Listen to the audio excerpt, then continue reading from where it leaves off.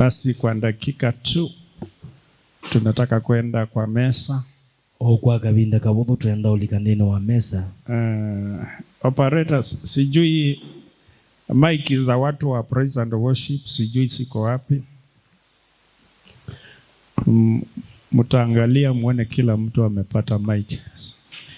Huwa tunatarajia kwa sababu tuko na mic, kama ni kitu kimekosekana tuone ni nini kimekosekana, tusije tukatafuta vyombo na tukose kuzitumia. Hivyo kwa wale ambao mnahusika mtafute ni nini, kila mtu akiwa pale mbele akuwe na mic, ili hata Mungu akiwa mbinguni anahitaji sauti iliyo bora zaidi. Kwa hivyo tunahitaji sauti nzuri, tunahitaji kumwabudu Mungu kwa njia inayofaa.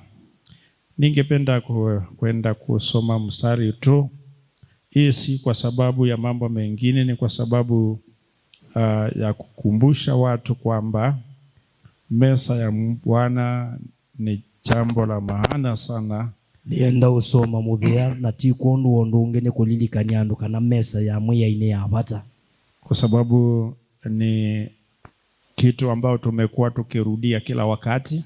Nundu ni ondo tithite titungelele binda kwebi, lakini ni vizuri sana mtu kukumbuka, aelewe ni nini ambacho Mungu amesema juu ya mesa ya Bwana. Indi nundu wa bata mundu alilikane amanene chaunga yunene te yulua mesa. Kama kawaida tunaposoma neno ni kwamba mesa ya Bwana ilianzishwa na Yesu mwenyewe.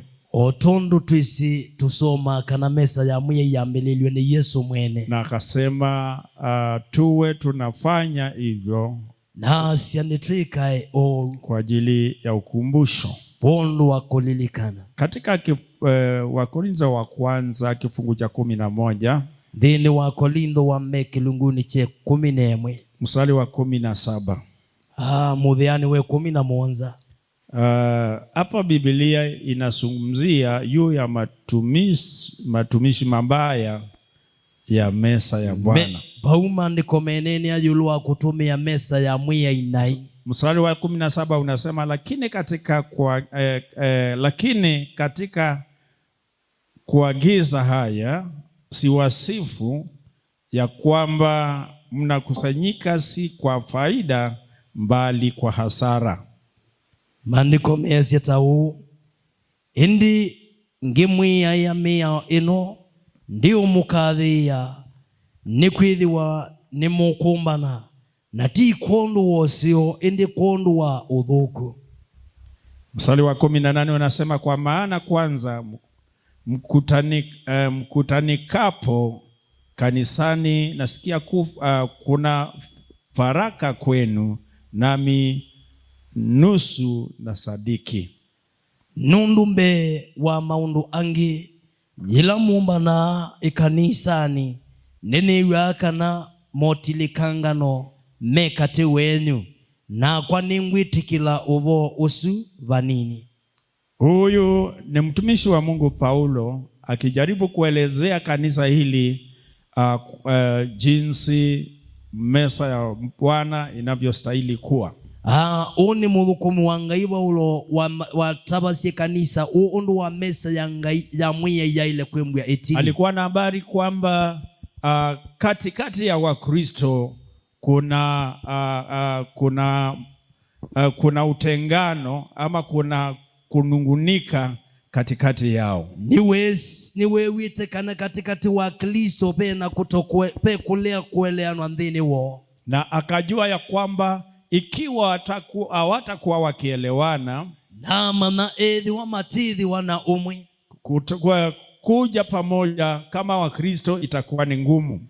Kukaba mwita Kristo ukembwa webina. Kwa hivyo akawaambia amepata habari kwamba katika mkutano wao kuna kutengana ama kuna kuparakana. Wau amea ni wewite kana katikati wa ndeni wa umba noni woni bedhi ya wana kulea kueleana. Na kwa sababu ni habari alikuwa amepashwa na nundu nuwo wa tabiti, akasema nusu anasandiki. Asya obanini ne kwitekela. Na kwa mstari wa 19 unasema, kwa maana lazima kuwepo na uzushi kwenu ili waliokubaliwa wawe dhahiri kwenu. Na muthewe 19 kiasya nundu vaitia kwithiwa uvathukanyo kati wenyu nikana asu metikilitwe matone umanika kwenyu. Yani wale ambao wamekubalika waweze kukubalika ala metikili ama kujulikana kwao. Ala metikilikite matone kumanikana kwao. Lakini mstari wa 20 unasema, basi mkutanikapo pamoja haiwezekani kula chakula cha Bwana. Indijila mumbana pamwe muitona uya cha mesa ya mwiye. Kama haya mambo yako katikati yao, hedhi wa maundu ame katikati wo, akawaambia mkusanikapo amwezi kula mesa ya Bwana. Adhila mumbana muitona kuya mesa ya mwiye. Mesa ya Bwana inatakiwa kuliwa na watu walio na umoja. Mesa ya mwiye ya ile kuiwa ni andumeno omwe, watu ambao wana imani moja, andumendi ni wamwikio umwe, watu wanaofuata njia moja, andumaiti tenzie mwe, watu wanaopendana, andumendanite, upendo ambao si wa unafiki, wendo tena wanganganya. Basi akawaambia, ikiwa kutakuwa na mafarakano katikati yenu, hamia edha kukezi wanaibadhukanyo katikati basi kula mesa ya Bwana hakutakuwa na maana. Indi kuya mesa ya mwiye ikuikezi wanabata, na pengine hamtaweza kula mesa ya Bwana na no batonde kokeza mutika ya mesa ya mwiye. Hii inamaanisha kwamba mesa ya Bwana inaleta umoja katikati ya kanisa. Unikana mesa ya mwiye yetae umwindhini wa kanisa, inaleta umoja ndani ya wapendwa, yetae umi katikati wa endwa. Mstari wa 21 unasema, muthewa miongo iline muchasi, kwa maana kila mmoja utangulia kutoa chakula chake katika kule kula, hata huyo ana njaa na huyo amelewa. Nundu mukia kila umwi amba kuya chauya kiake mwene mbe wa ungi, na umwi enanza na ungi nunywite. Je, hamuna nyumba za kulia na kunywea? Au mnalidharau kanisa la Mungu na kuwatahadharisha au wasio na kitu? Nawaambieni ni wasifu, la siwasifu kwa ajili ya hayo. Niki mutina nyumba sienu siakuya leu na kunywa, kana muevudhya ikanisa ya Ngai na kumasonokia asu mate kindu nimwya ata nimukathiye kondwa ou aiye ndi umukathiya. Inaonekana kuna watu walikuwa wamefanikiwa katika hilo kanisa, yonekana beandu amwe maimbe ndini wa kanisa, na wengine ambao hawakufanikiwa, nange matai na kindu pau. Wengine walikuwa wanakuja na chakula chao, amwe ni moka na chao ya choo, na wakati wengine wanapokula wengine wana njaa, na ila amwe mekoya ange makembwa menanza. Na kwa hivyo ikaonekana kwamba hiyo haikubaliki katika nyumba ya Bwana. Nondusu uone kanota ilite nyumbani ya mwiye. Nyumba ya Bwana inatakiwa kila mmoja awe kama yule mwingine. Nyumbani ya mwiye ikilomwi ailembwa katika nyumba ya Bwana hakuna tajiri na kuna maskini. Nyumbani ya mwiye ibatima mudhina nja. Sisi tuliumbwa na Mungu. Hivyo mbe tuombiwa ni Ngai. Hii ndio sababu kiongozi mwingine akasema, hii sio kitumi mutongo yungi unaisi. Aliyeumbwa na Mungu aliumbwa na mfano wa Mungu. Wombe wombiwa ni Ngai, ombiwa na kitudhya cha Ngai. Kwa sababu hiyo na kitumi nichu, hakuna aliyeumbwa na Mungu wai umuwa umbwa ni Ngai ambaye si wa maana. ote wa kitumi. Kule nje tunaweza kuwa na tofauti, nzani tutona idha na ibadhokania. Katika nyumba yako unaweza kuwa na tofauti. Waku kukedhi wana kibadhokania. Unaweza fanikiwa katika nyumba yako. Waku kukedhi wa wemu adhimiku. Lakini tunapokuja katika nyumba ya Bwana, hindi la toka nyumbani ya mwiya, sisi ni sawa sawa na yule mwingine. Hivyo ndetwimbwa atuikindu kimwe. Kwa hivyo ikaonekana kwamba katika kanisa hili kuna mgawanyiko mkubwa. Waundini wa kanisa ni usikuonekana na mwaniko munene. Hivyo kula mesa kwao hakukuwa na maana. Kuja mesa kwao kwa edha kuteba. Kasemekana kama ni hivyo wangekulia kule manyumbani kwao. Whether edhi wanouma ile kwitha mayo misini. Kwa sababu walikuwa na nyumba zao. Nundu maina misio. Hawangeleta mambo haya katika nyumba ya Bwana. Ya ile kwete maundano nyumbani ya mwi. Na hii inatufundisha kwamba tumanisha ati tukiwa kama Wakristo, twi akilisto, tukija katika nyumba ya Bwana, bila toka nyumbani ya mwi, elewa ya kwamba wewe ni kama yule mwingine. Manaka na wewe undumwe no longi. Uwe umefanikiwa, uwe hujafanikiwa, withi wa wimu adhimekukana. Sisi sote ni wanadamu na viumbe tulioumbwa na Mungu. Lakini mstari wa 23 hapa Paulo anazungumzia jinsi ya kukaribia mesa. Anasema hivi: kwa maana mimi nilipokea kwa Bwana niliyowapa ninyi, ya kuwa Bwana Yesu siku ule aliotolewa alitoa mkate.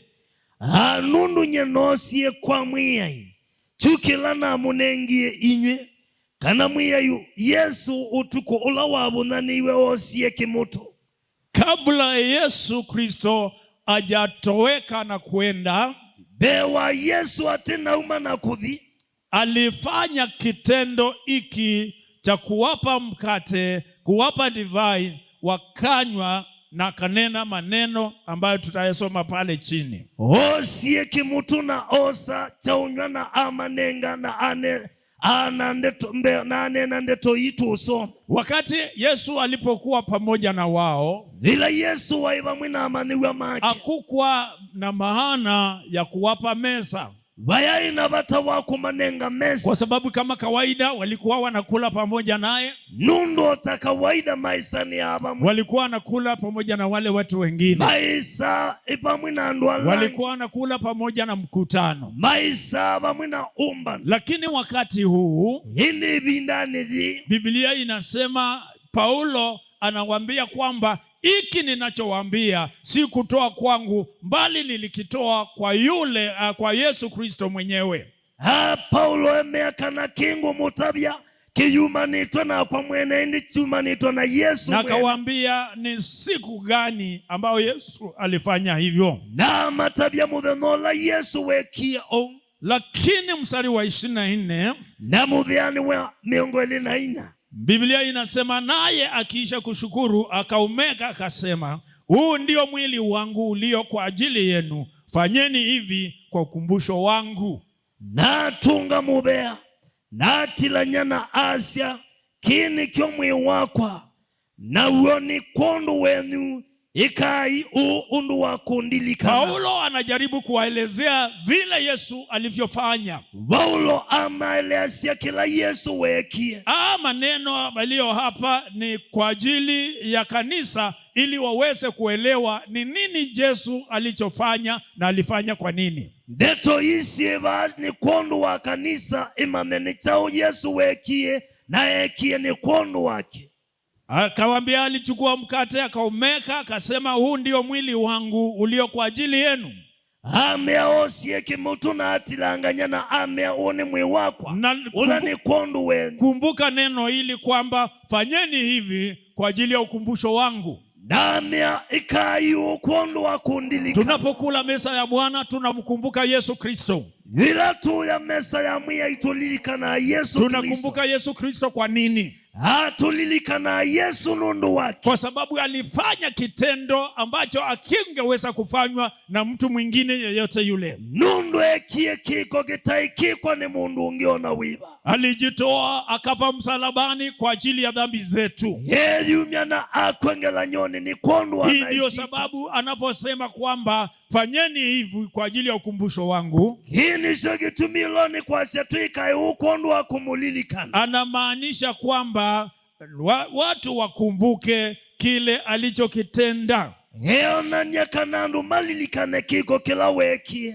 Biblia inasema katika mstari wa 25, Mudhiani wa 25 wiasa. Na vivi hivi baada ya kula akakitoa kikombe akasema, kikombe hiki ni agano jipya katika damu yangu, fanyeni hivi kila mnywapo kwa ukumbusho wangu. Nao taowosa kikombe nakyo itina wakuya asya kikombe ki ni utiani omweu thakameni yakwa ikai uyila munywa undu wa kundilikana. Mkate ni mwili wa Yesu.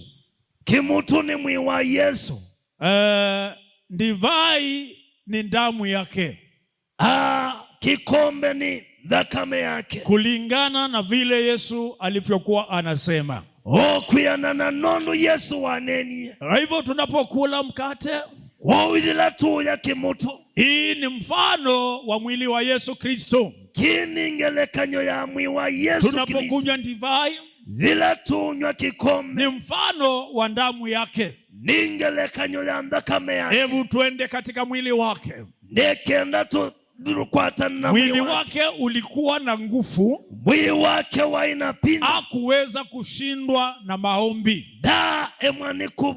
Aliweza kufanya chochote ambacho kinastahili kufanywa kwa ajili ya kanisa. Wondo wa kanisa. Kwa hivyo tunapokula mwili wa Yesu,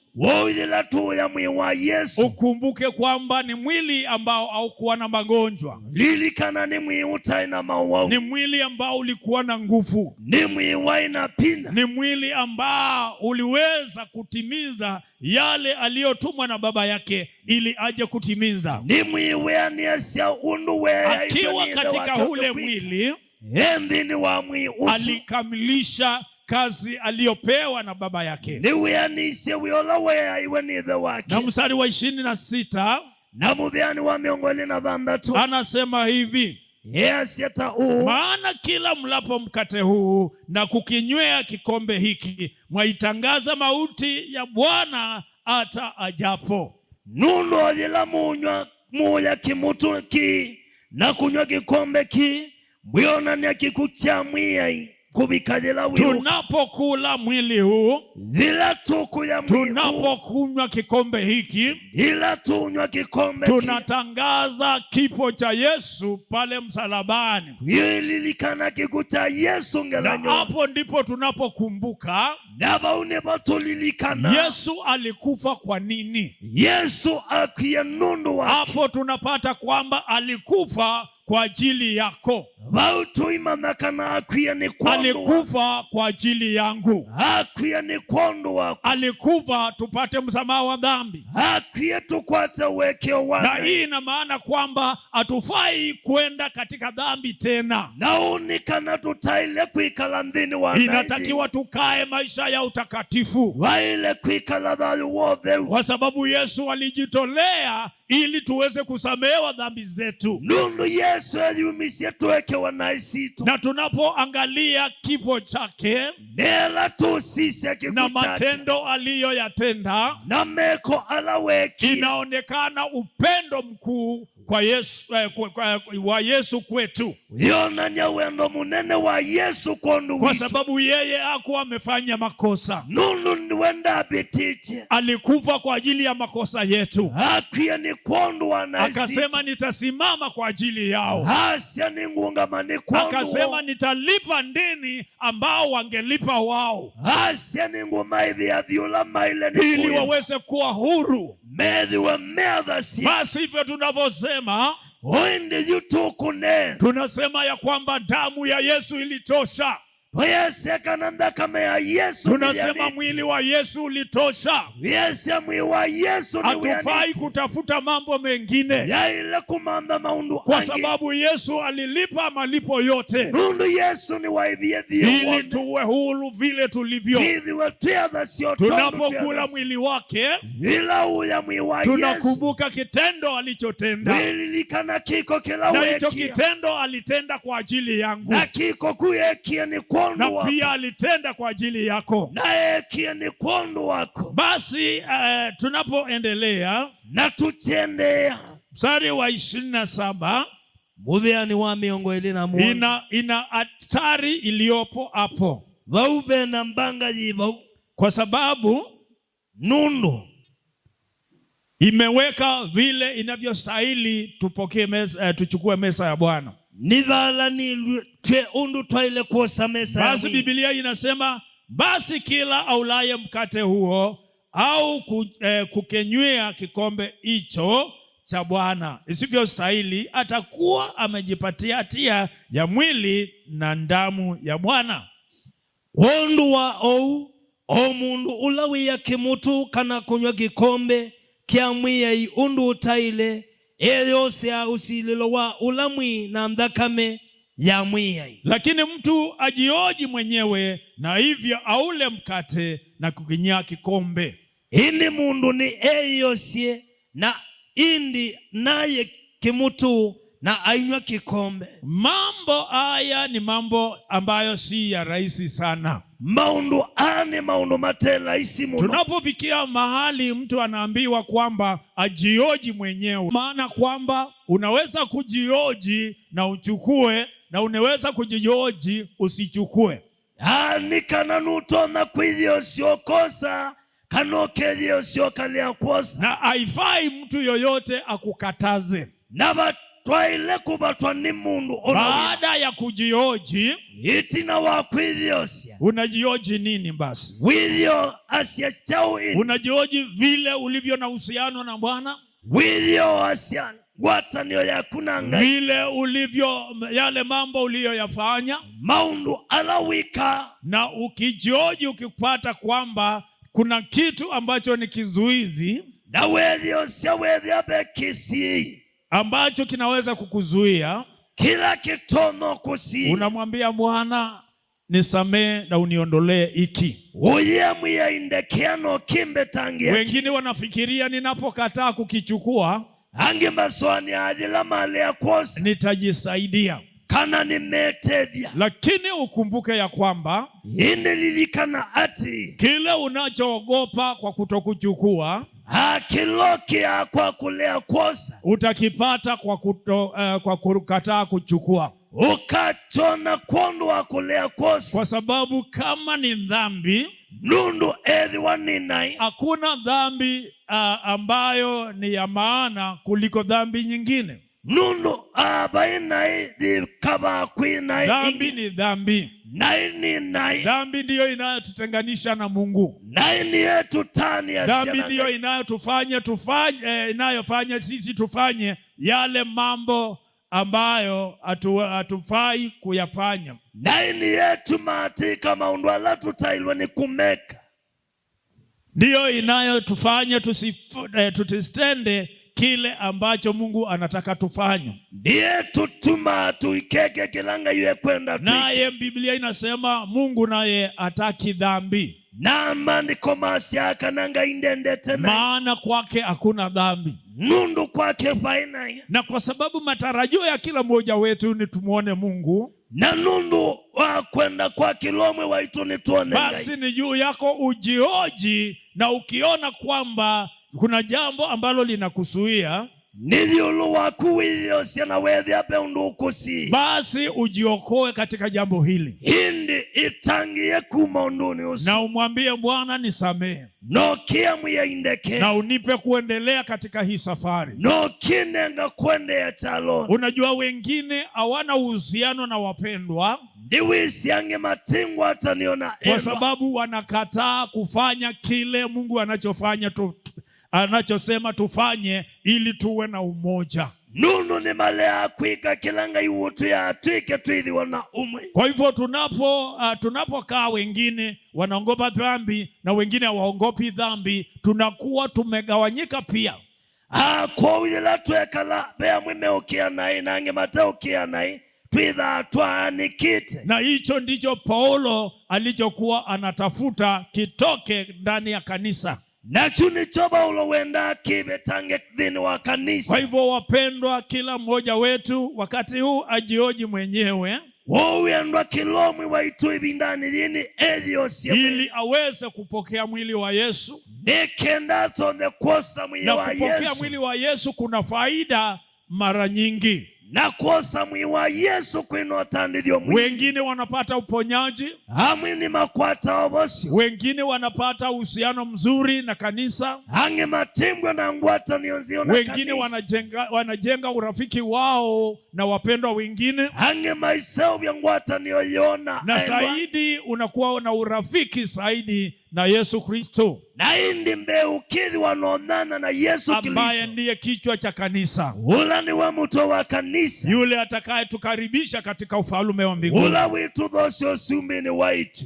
Basi mstari wa 28 unasema, indi mudhiani wa miongoni na nano maana alaye na kunywa hula na kunywa hukumu ya nafsi yake kwa kupambanua ule mwili. Mnundu ula uisa na kunywa ate vadhukanya ulamwi aisa na kunywa usililo wake. Hii inamaanisha nini? Uwe onani hata Yesu alipeana kwanza mwili wake. Yesu ambionengane mwili wake, na baada ya kula netina wako ya akapeana kikombe. Hamanenga kikombe. Kwa hivyo tunaanza na kula mwili. Kwa utambilila siya kuya mwili. Hatukuli kama vile tunavyokula mkate na chai. Hatuyisao tondu tuisa chai na mkate. Tunakula mwili wa Yesu. Tuisa mwili wa Yesu. Tukimaliza kula mwili wa Yesu tunakunywa kikombe. Kwa mino ya mwili wa Yesu tuyosa kikombe ambaye ni damu ya Yesu Kristo. Ila ni ndakame ya Yesu Kristo. Mstari wa 30. Udhia wa miongo 3. Kwa sababu hiyo wako wengi kwenu walio hawawezi na wadhaifu, na watu kadhaa wa kadha wamelala. Wondu wa ou haingi kwenu ni chonze na awau na alama komete tia wudhu. Lakini kama tungejipambanua nafsi zetu tusinge hukumiwa. Indi edhi wanu nitukwisilila ene tuisililwa. Kwa hivyo ni vizuri tuangalie ni nini ambacho kinachoweza kutufanya tuwe wadhaifu. Wauno usiote kasisia ni chau kitono tumatuimbwa tui aonzi. Inaweza kuwa si udhaifu wa mwili. Nito na idhote uonzi wa mwili. Inaweza kuwa ni udhaifu wa kiroho. Nuto na idhawe uonzi wa basi kila mmoja wetu na ajioji mwenyewe. Indi kilomwi waituni edhio siye mwene. Tunapoenda kuchukua mesa. Hatuidhi kosa mesa. Naomba ukiwa umesimama, ukiwa umekaa, mahali popote ulipo, uko na uhuru wa kufanya chochote unachotaka kufanya ili utengeneze uhusiano wako na Mungu katika kule kujihoji. Libo ya wibala wiungamite wili kana ukika uondo kwika wine vindesio ya kwilio siya withi wanangwata nionzio na ngai. Kwa hivyo tuende mbele za Bwana. Kwa unitende mbe wangai. Hakuna mtu atakuuliza kwa nini umekataa kuchukua. Vai mundu eukulia nikiotinosa. Lakini wengi wetu wanajiteza kwa kutokuchukua. Indi ya ingi maitu ni mena maasi ya nundu wa kulea kosa. Ni kama wamesema kwamba nataka nikae maisha ya dhambi siku zangu zote. nitakwasya kana menda kwikala nthini wanae ibinda yoyonthe, ila auelewi ya kwamba Yesu yu karibu anakuja. Uteumana kana Yesu ebakubi okite. Na Yesu atakapokuja atachukua wale waliojiamulia katika maisha yao ya kwamba nitakaa na Yesu maisha yangu yote. Nela Yesu nikukayoka kwa salama atuye kwikala maasya meikala na Yesu thayu wowo. Usiseme kwamba sitakula, useme nimejiokoa. Wikasya ndwiya wasya nukwitangi. Utokula hakutakuokoa wewe. Ule akuya kuti ubonosya we. Kwa sababu ina maana kizuizi kinachokuzuia ili usiweze kula pia ni kizuizi kinachokuzuia kuwa karibu na Mungu. Nundu nikana kisi kiukusia nukaye nicho kiukusia kwitha bakubi na Ngai. Jipeane mbele za Mungu, mwambie Bwana, ikiwa kuna kizuizi naomba uniondolee. Inengane mbe wa mwiya yumwiya dhabe kisini au betangi. Na iwe ni uamuzi wako kutoka katika moyo wako. Nukitha wiuti waku kuma dhayo. Usijali vile watu wanavyosema. Nukakulyondu alumekwasi. Usijali aliye karibu na wewe. Nukakulyola weba kubina. Bali mwambie Bwana anaye kujua katika moyo wako. Kwa sababu yeye ndiye anaye kuelewa. Nundu ni watu isi. Wanadamu wanaweza kukosa kukuelewa. Andu ni matona uliokuma. Lakini Mungu anakuelewa zaidi ya kila mmoja. Ininga ya kwisi biyo. Anajua mambo yako yote. Yesi maundu maku. Anajua mafikira ulio nayo. Ni wisi maoswani o maku. Anajua vile moyo wako ulivyo. Ni wisi ngoya kunu. Anajua mipango yako ya kesho. Ni wisi mawala ni o maku mauni. Kwa hivyo mpe nafasi katika moyo wako. Munenge mwana dhayuni wako. Baba, tunasema asante Yesu nitukutungia kwa ajili ya wakati huu. Wondu webindaji. Umekuwa Mungu mwaminifu. Withitwa Ngai mwiki. Umekuwa Baba kwetu. Withitwa withe waitu. Katika siku zote Withe nani yonthe. unakuwa karibu nasi. Withitwa bakubi naitu. Unatutafuta kila wakati. Utumanda akileni. Hata wakati tunapokuacha, Onela twakutia. wewe unaendelea na kutufuata. Wewe endea na kutuma. Ili uweze kuturudisha Nekendo tutungi. katika ule upendo wako. Nini wa wendoni wako. Ambao ulikuwa ni upendo wa ajabu. Ula wa wendo wose. Ulijitolea mwenyewe. Wezi umisia mwene. Ukafa msalabani kwa ajili yetu. Wakongela nyoni ni kwanu. Ili tuweze kuwa huru. Withi wetia dhasi. Kutokana na dhambi. Umanwa na nae. Na sasa tukiwa hapa. Na yutiba. Tunaelekea kukumbuka. Wenelekele kulikana. Kifo chako pale msalabani. Kikucha kungela nyoni. Kwa sababu ulisema.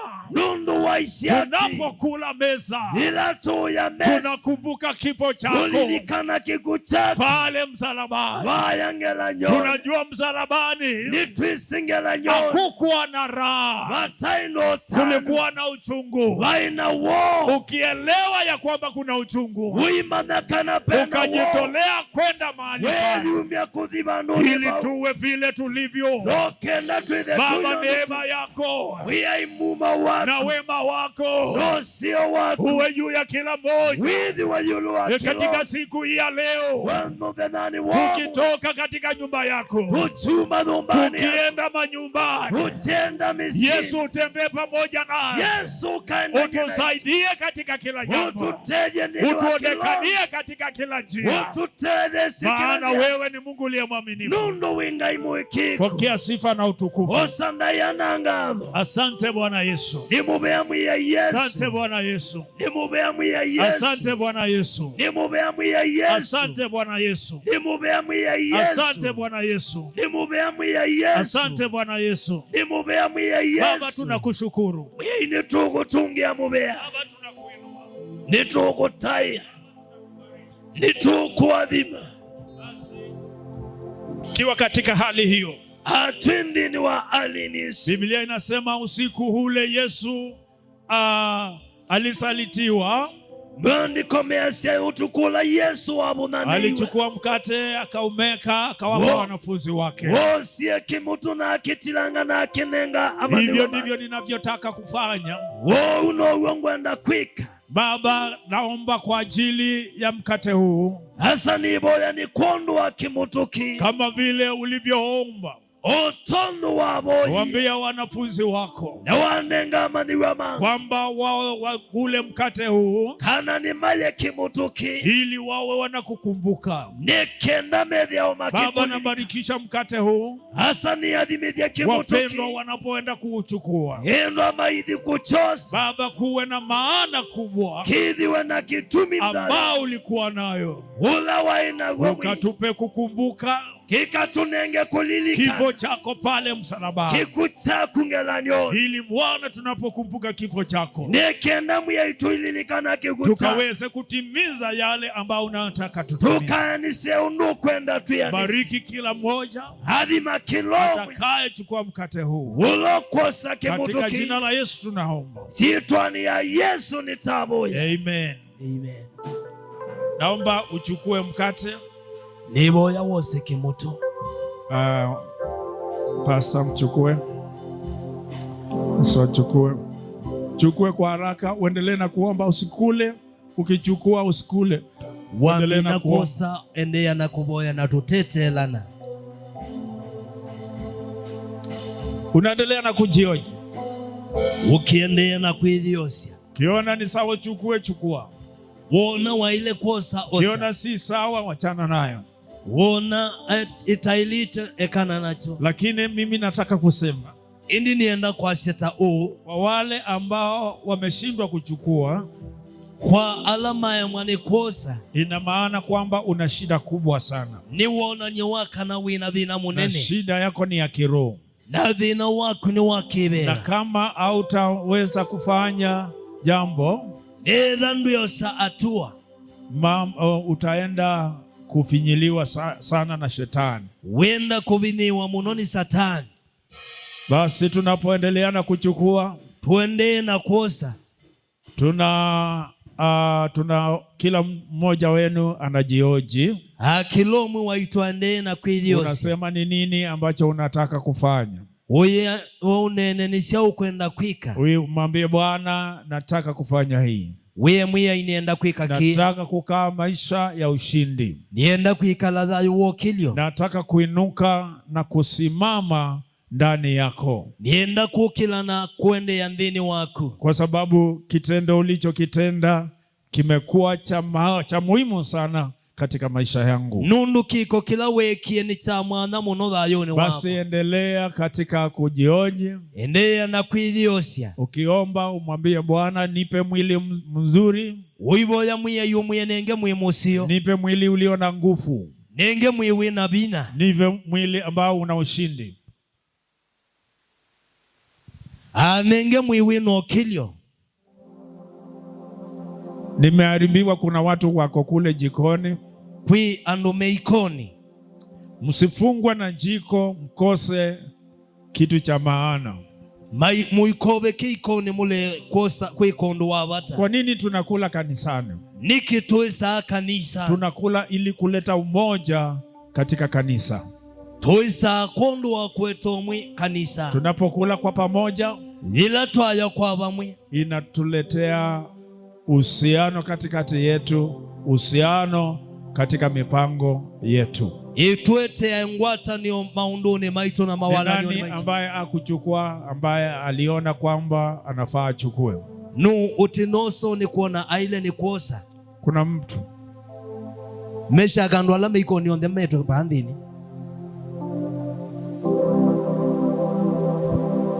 Andwala meikoni tweke kendo cha umwe.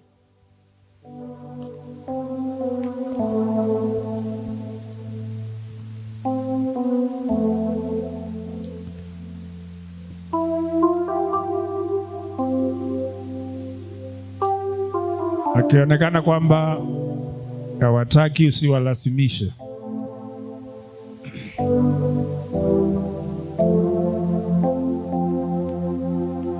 Ninguse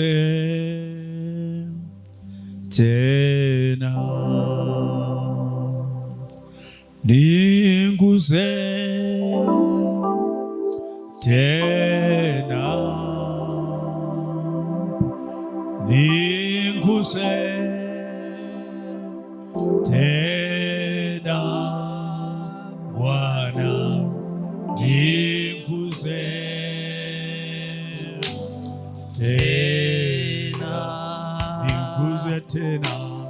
nikuze tena, nikuze tena, nikuze tena Bwana, nikuze tena. Touch me, Lord. Touch me once more. Touch me once more. Touch me once more, Lord. Touch me once more. Oh, touch me, touch me once more. Touch me, Lord. Touch me. Oh, yakalabamudalabadaya. Once more. Touch me once more, Lord. Touch me once more. Tukiwa katika hali hiyo, twindini wa alini naomba kila mtu akule mkate wake. iboya kilomwi tuye mukate.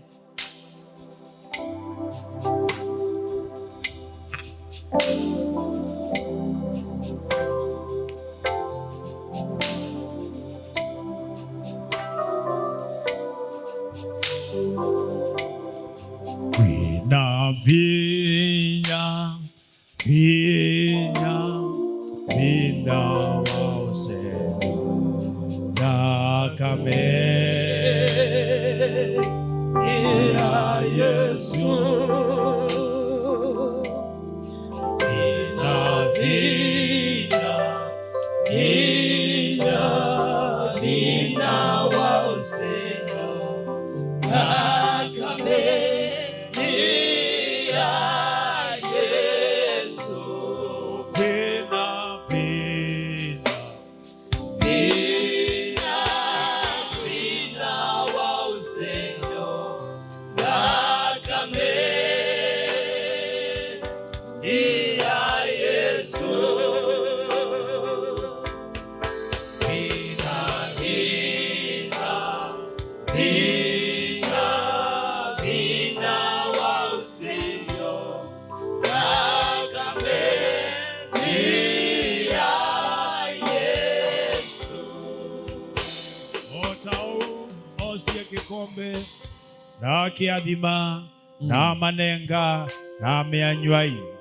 Hii niyo thakame yakwa ila yitikwa kondo awekyo wana ikwa aingi ikai ou kondo kwa undilikana. Ngai waitu nitukutungia mubea nundu wa kikombe ki indi yumwiyai adhima atheuma kumwiyai makichosa Kristo Yesu ekamwiya Yesu ukamanenga vina ukamabosiala huau ukakomane na mabata alama tena bata alama bata mo ngai waitune matete kwa kumwiyai na ingi musumbe ukaete ukilio dhini wa utangio kwa aingi sietwane ya mwiye Yesu nitwaboya. Amen. Amen. Amen.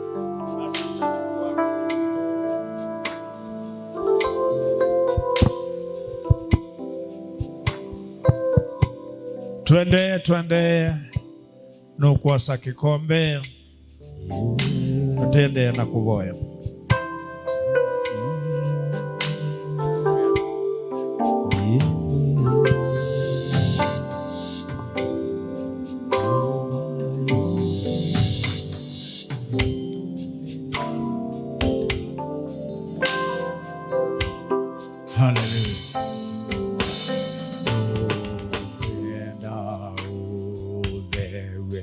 Hallelujah.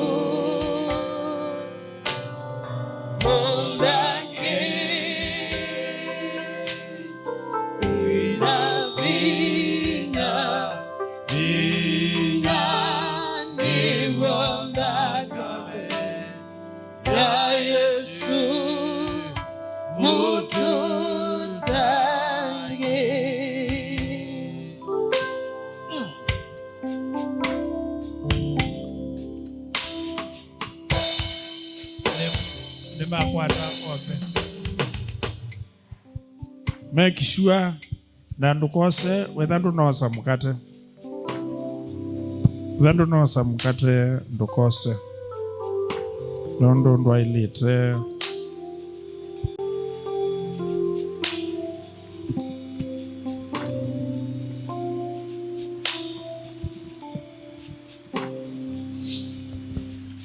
Wakwata wa Yesu. Tongoesia. Number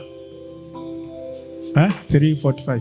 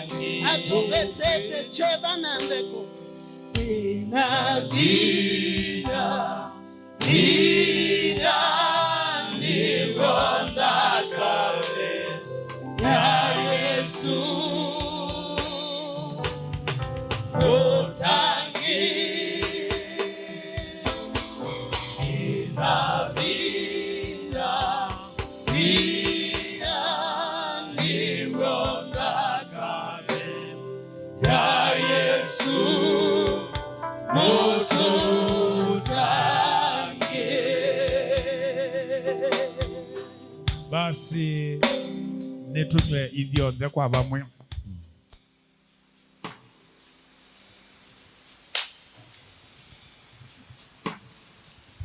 Kwina vinya niwo ndaka ya Yesu mutaki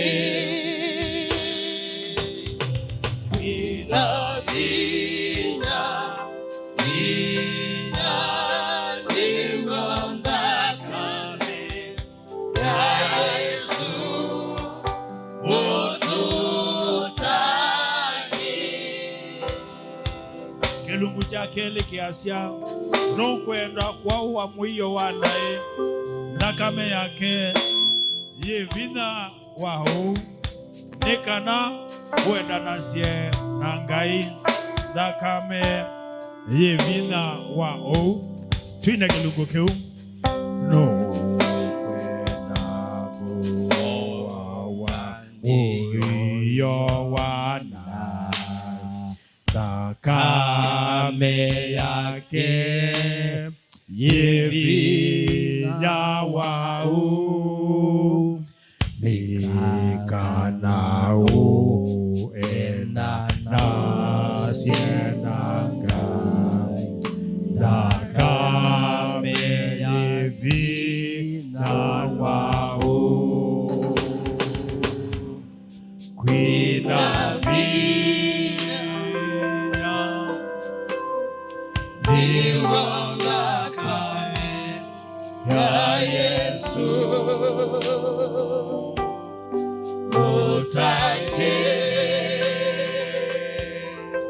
ina vina